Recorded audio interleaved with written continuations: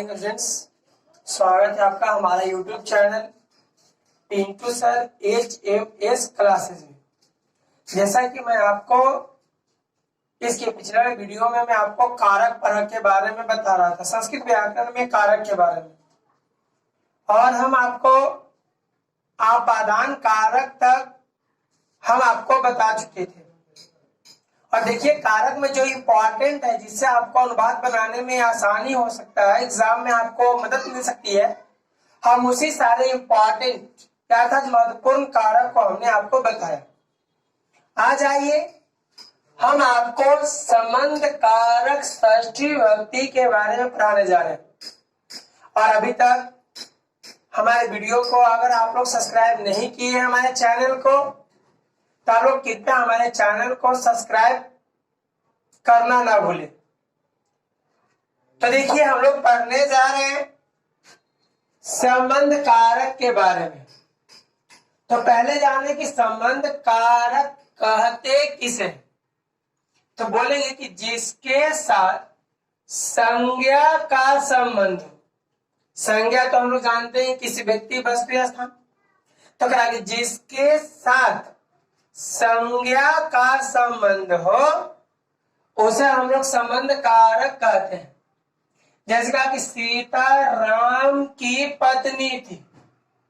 अब यहां देखिए तो सीता पत्नी थी कि नहीं, लेकिन किसकी पत्नी थी? राम की।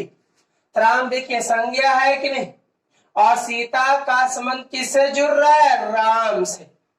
सीता का संबंध किससे जुड़ रहा है? राम से। क्योंकि देखिए, सीता पत्नी थी इन किसकी? राम की। तो सीता का संबंध किससे जुड़ा? राम से। तो राम हो गया कौन कारक? संबंध कारक। अब आइए हम लोग पढ़ेंगे संबंध कारक षष्ठी विभक्ति का प्रयोग। यानी कौन कौन से ऐसे वाक्य हैं जो संबंध कारक होंगे, कौन कौन से ऐसे शब्द हैं जो संबंध कारक होंगे, और जो संबंध कारक होंगे उसमें षष्ठी विभक्ति का प्रयोग हम लोग करेंगे। तो कहां कहां षष्ठी विभक्ति का प्रयोग करेंगे, आइए इसके बारे में हम लोग जाने। तो देखिए, पहला सूत्र कहता है संबंधे षष्ठी। पहला सूत्र का नाम क्या है? संबंधे षष्ठी। यानी कह रहा है कि संबंध कारक में षष्ठी विभक्ति होती है। तो हमने बताया जिसके साथ संज्ञा का संबंध हो वही संबंध कारक होगा। और जो संबंध कारक होगा उसमें कौन विभक्ति? षष्ठी विभक्ति। यहां देख रहे सीता राम की पत्नी थी। तो सीता पत्नी थी ना, किसकी थी? राम की। तो सीता का संबंध किससे जुड़ गया? राम से।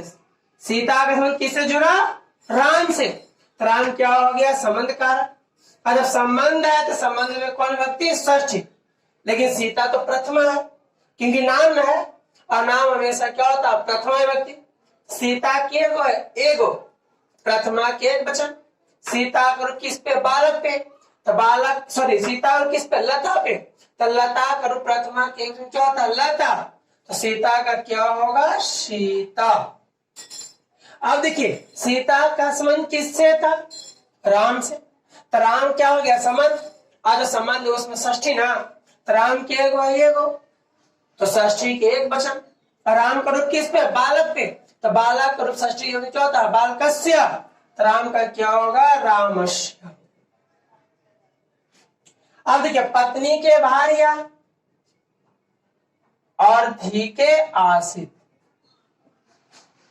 हो गया। सीता रामस्य भार्या आसित। सीता राम की पत्नी थी। राम राजा दशरथ के बड़े पुत्र थे। राम राजा दशरथ के बड़े पुत्र थे। तो यहां देखिए, तो राम बड़े पुत्र थे ना, किसके थे? राजा दशरथ। तो राम का संबंध किससे जुटा? राजा दशरथ से। राम का संबंध किससे जुटा? राजा दशरथ से। यहाँ पर राजा दशरथ क्या हो गया? संबंध। और संबंध कारक है जिसमें कौन होती है? षष्ठी। लेकिन यहाँ राम देखिए तो नाम है, और नाम हमेशा क्या होता? प्रथमा विभक्ति।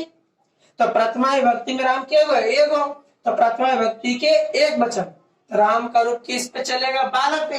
तो बालक रूप प्रथमा के वचन बालक, राम का क्या होगा राम।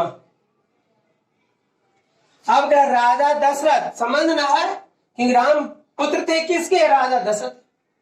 तो राजा दशरथ संबंध है तो संबंध में षष्ठी, राजा दशरथ के गो है एगो, तो राजा दशरथ षष्ठी केवल क्या होगा राजा दशरथस्य, क्योंकि इसका रूप बालक पे, बालक रूप प्रथमा के वचन क्या होता है बालकस्य, तो राजा दशरथ क्या होगा राजा दशरथस्य। भरे का ज्येष्ठ, पुत्र के पुत्र और थे के आश्रित, थे के आश्रित। अगला नियम देखिए कर षष्ठी चना दरे, षष्ठी चना दरे, तो जिसका अनादर करके, अनादर मतलब अवहेलना करके कोई काम किया जाए उसमें षष्ठी विभक्ति होती है, इसमें सप्तमी विभक्ति भी होती है। जैसे रोते हुए शिशु को माता छोड़कर चली गई, तो रोते हुए देखिए तो शिशु रो रहा और उसको छोड़कर माता चली गई, तो क्या हम उसका अनादर किए कि नहीं किया उस बच्चा का, तो इसमें या तो षष्ठी होगा या तो सप्तमी होगा। किसमें, शिशु में, क्योंकि अनादर किसका किया गया शिशु का, क्योंकि रोने का काम कौन कर रहा था शिशु, तो शिशु का अनादर किया गया, तो जिसका अनादर किया गया उसमें कौन व्यक्ति षष्ठी। तो रोते हुए तो क्या हो गया लंग लकार, तो लंग लकार प्रथम पुरुष के में क्या होता है रुद्ध,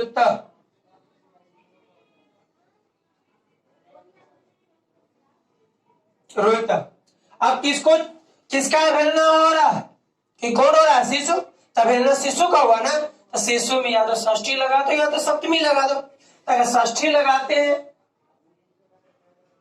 क्या होगा शिशु, और अगर सप्तमी लगाएंगे तो क्या होगा शिशु। ये हो गया षष्ठी में और ये हो गया सप्तमी में, हो गया षष्ठी सप्तमी। अब कर माता, माता का माता होता है छोड़कर चली गई जगामा, जगामा का अर्थ होता है छोड़कर चली गई, जगामा का अर्थ क्या होता है छोड़कर चली गई। ठीक है, तो इसको आप लोग स्क्रीनशॉट ले लीजिए। चलिए ये हम लोग अगला पढ़ेंगे अधिकरण कारक सप्तमी विभक्ति। कौन कारक पढ़ेंगे, अधिकरण कारक सप्तमी विभक्ति। देखिए अधिकरण कारक का सूत्र कहता है आधारो अधिकरण, अधिकरण कारक सूत्र क्या है आधारो अधिकरण, तो कहता है कि क्रिया के आधार को अधिकरण कारक कहते हैं, यानी हम लोग जो काम करते हैं उस काम का जो आधार होता है उसी आधार को हम लोग अधिकरण कारक कहते हैं। कि लोग गांव में रहते हैं, तो रहना यहाँ देखिए तो काम है कि नहीं, क्रिया है ना, इस क्रिया का आधार क्या काम का गांव, क्योंकि हम लोग रहते हैं कहाँ गांव में, तो रहने का आधार क्या है हमारा गांव है। अब क्या है यहाँ गांव क्या हो गया अधिकरण कारक, तो अधिकरण कारक सप्तमी विभक्ति का प्रयोग, यानी अधिकरण कारक में हम कहाँ कहाँ सप्तमी विभक्ति का प्रयोग करेंगे, किन किन शब्दों के साथ सप्तमी विभक्ति का प्रयोग करेंगे, आगे हम लोग उस सूत्र को क्या करें जाने, उसके नियम को जाने। तो पहला करा अधिकरणे सप्तमी, कौन सप्तमी अधिकरणे सप्तमी, तो कहता है कि अधिकरण कारक में सप्तमी विभक्ति होती है।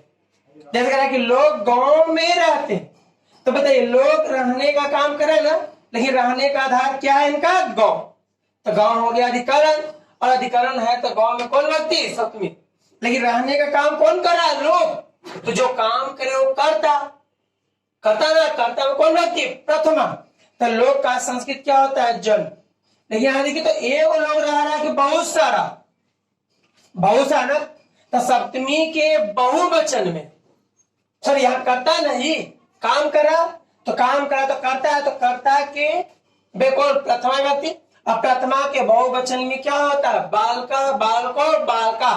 तो जना, जनो, जना।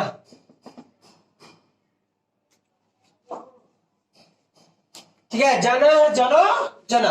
अब देखिए गांव, तो गांव का संस्कृत क्या है? ग्राम। गांव का क्या है? ग्राम। अब देखिए यहाँ गांव क्या है? आधार है, और आधार है तो इसमें कौन भक्ति? सप्तमी। क्या गांव के एगो है? एगो। तो इसका रूप किस पे? फल पे। तो फल का रूप सप्तमी के में क्या होता है? फले। तो ग्राम का क्या होगा? ग्रामे।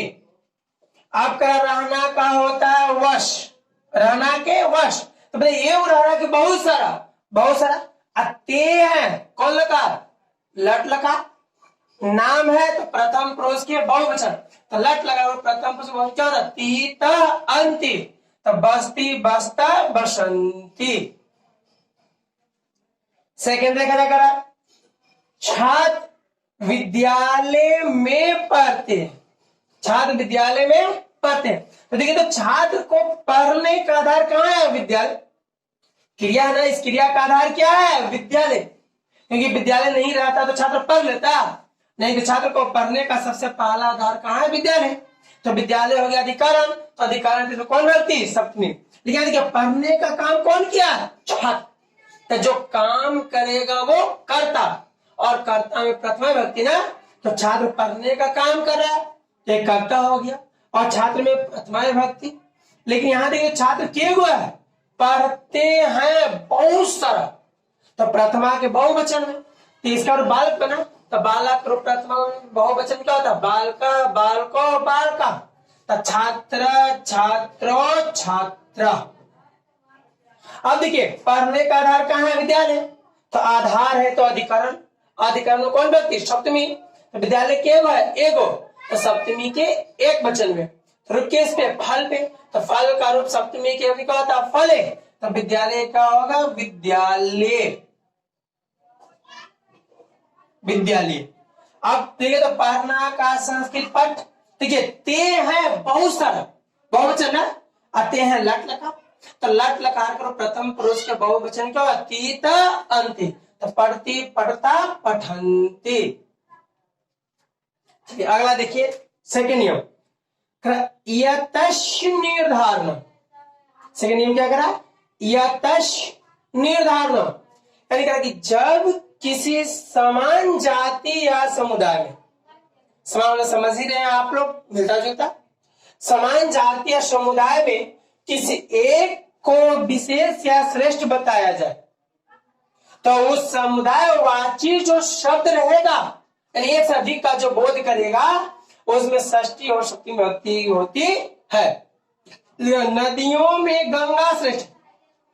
तो देखिए, तो किसी समान जाति, समान जाति देखिए तो गंगा है कि नहीं, यह समुदाय। तो नदियों में देखिए, नदी क्या है? बहुत सारा नदी है, और सभी नदी में क्या होता है? पानी होता है। तो क्या पानियों का वो समुदाय है कि नहीं? समान जाति है।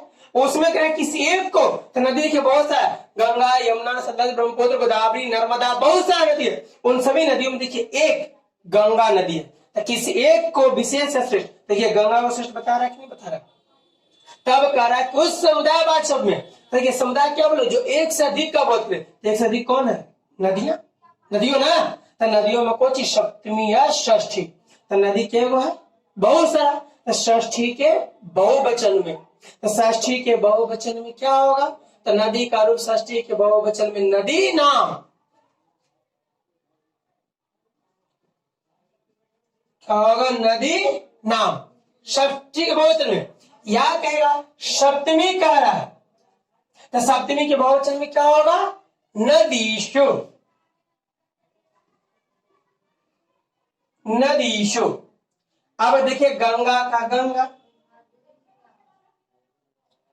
अश्रेष्ठ है के श्रेष्ठ। आस्ती लगा भी सकते हैं, न भी लगा सकते, कोई दिक्कत नहीं है। तो यह नदी नाम गंगा श्रेष्ठ या नदीशो गंगा श्रेष्ठ। इसमें देखिए, नदी नाम षष्ठी हो गया, नदीशो सप्तमी हो गया। आगे दिख रहा है कि कवियों में कालिदास श्रेष्ठ। क्या क्या कर समान जाति या समुदाय। तो देखिए, तो कवियों, तो कवि एक है, कालिदास है, तुलसीदास है, महर्षि वाल्मीकि, बहुत सारे हैं। तो उन सभी में देखिए किसी एक को विशेष बताया जाए, ये देखिए तो कालिदास ये वो है कि नहीं, इनको श्रेष्ठ बताया जा रहा है। तो कह कि उस समुदायवाची यानी तो उसमें जो समुदायवाची जो शब्द होगा जो एक से अधिक का जो बोध करेगा उसमें षष्ठी सप्तमी। तो एक से अधिक का बोध कौन करा, कवियों यानी बहुत सारा कवि का बोध करा। देखिए समुदायवाची है कि नहीं, इसमें या तो षष्ठी या तो सप्तमी। तो कवि क्या हुआ है बहुत सारा, तो षष्ठी के बहुवचन में, तो षष्ठी के बहुवचन क्या होता है, कवि नाम, कवि नाम। या सप्तमी के बहुवचन में क्या, कविषु, कविषु। ठीक है। अब देखिए तो श्रेष्ठ कौन है, कालिदास नाम है, तो नाम है हमेशा प्रथम कालिदास। अश्रेष्ठ है के श्रेष्ठ। ठीक है, कालिदास श्रेष्ठ हो गया ना, कवि नाम या कविषु कालिदास श्रेष्ठ। ठीक है। तो अगर आज का वीडियो आपको पसंद आया हो तो इसे लाइक शेयर और सब्सक्राइब करना ना भूलें। इसी तरह के वीडियो के लिए बने रहिए हमारे YouTube channel Pintu sir HMS classes पर। और इस वीडियो को जो है बिल्कुल अंत तक देखिएगा, तभी आपको कारक जो है अनुवाद बनाने में समझ में आएगा। और हम कल जो है आपको, जैसा कि हम हिंदी व्याकरण में सर्वनाम पढ़ा चुके थे, कल हम सर्वनाम का ऑब्जेक्टिव अर्थात वस्तुनिष्ठ प्रश्न चलेंगे। ठीक है, तब तक आज के लिए इतना ही। जय हिंद, जय भारत।